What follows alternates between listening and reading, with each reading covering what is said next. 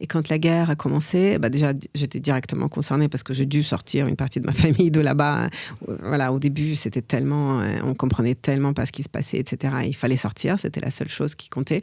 Après, j'ai aidé à faire sortir du pays des centaines de familles, surtout des femmes avec des enfants.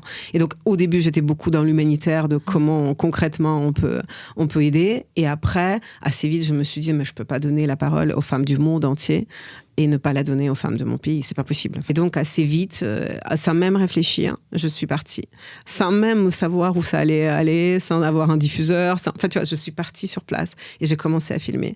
Et c'est entre guillemets, les femmes sont presque venues à moi. En fait, c'était des rencontres aussi, etc.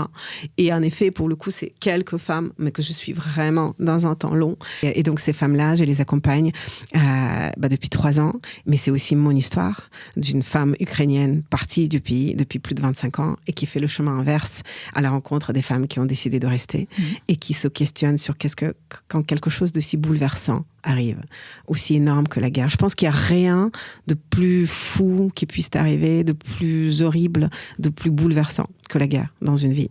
Et qu'est-ce que tu fais? Et je pense qu'aujourd'hui, cette question, elle devient de plus en plus proche de nous. Elle devient de plus en plus réelle, alors qu'avant, c'était juste dans les livres d'histoire qu'on se la posait. Et ça nous paraissait très important, mais très abstrait. Ça ne l'est plus du tout. J'ai l'impression qu'on est dans un monde où on se pose de plus en plus cette question en se disant que ça peut être une réalité.